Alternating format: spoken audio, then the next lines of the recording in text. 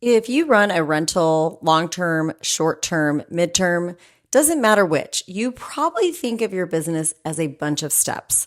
Someone reaches out, you answer questions, you screen them, you get them approved, they pay. They move in. It feels pretty straightforward when you list it out like that, doesn't it? But here's the problem with thinking about it that way. Your business doesn't actually run like a list. It runs like a machine, and every machine only moves as fast as its slowest part. Let me explain what I mean. Say you're fantastic at answering inquiries. You respond in 2 minutes. You're warm, you're helpful, you close the conversation well. Great.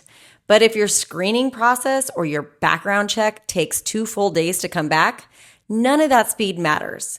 Your actual speed, the speed a guest experiences, is 2 days, not 2 minutes. The slow part sets the pace for the whole thing, no matter how fast everything else is. And here's what makes this expensive instead of just annoying. Your guest isn't sitting around patiently while you process their application. They're relocating. They're between homes. They're traveling for work and need somewhere now. They have urgency. And if your system is slow anywhere in that chain, they're not waiting for you. They're booking somewhere else while you're still processing paperwork. So let's actually walk through the whole guest journey step by step, because I think this is where people start to see it clearly for the first time. Step 1 is the inquiry. Someone finds your listing and reaches out with a question. This step should take minutes, not hours. If someone messages you at 9 at night with a question about move-in dates and you don't respond until the next afternoon, you've just handed that guest 17 hours to go find someone else. And in a competitive market, they will. Step 2 is the back and forth questions. How many bedrooms? Is parking included? Can I bring my dog? That kind of thing. This should also be fast because every extra hour here is another hour they're comparing you to 3 other listings at the same time. Step 3 is screening. This is where I see the biggest hidden bottleneck in almost every operation I look at.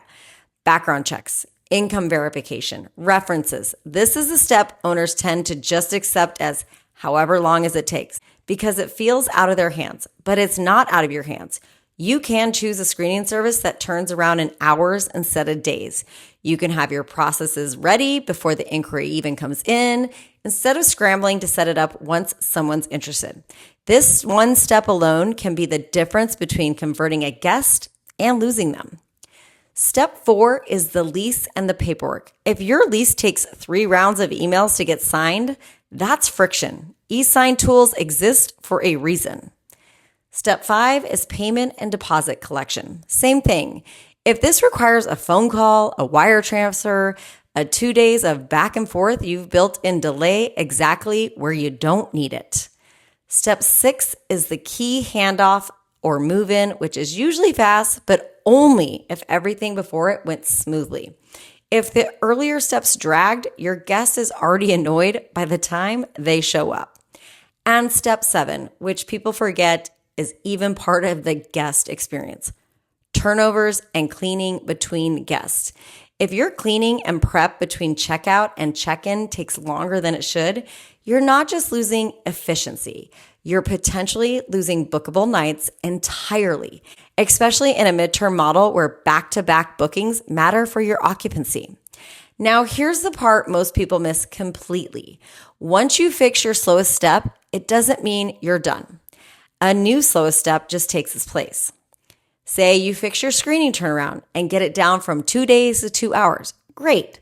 But maybe now your lease signing is actually the slowest part of the chain, and you didn't even notice because screening was so much slower that it was hiding the problem.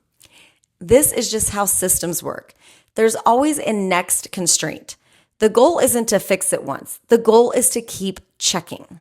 So here's the actual exercise I'd give you, and I want you to actually do this, not just nod along. Take your whole process from the moment someone reaches out to the moment they have keys in hand, and write down every single step, just like I just did.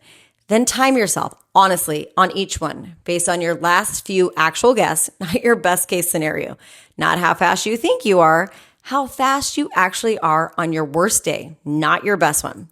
I promise you, there's at least one step in there that's way slower than you think it is. And that one step is quietly setting the pace for your entire business, no matter how good everything else is. I see this constantly with owners who are managing their own midterm rentals.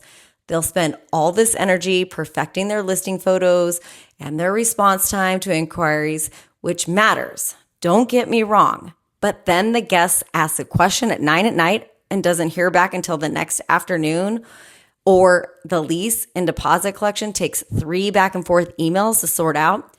Every one of those slow spots is costing you a booking you never even knew you lost, because that guest just quietly moved on to someone faster, and you never even found out they existed in the first place. This is exactly the kind of thing I help owners fix when I take over hospitality management for a property. It's rarely about working harder at the fastest parts. It's about finding the one slow part nobody's been paying attention to, fixing it, and then going and finding the next one, because there's always a next one. If you want a second set of eyes on your own process, or you want help figuring out where your specific bottleneck actually is, that's what the free intro call is. Links below.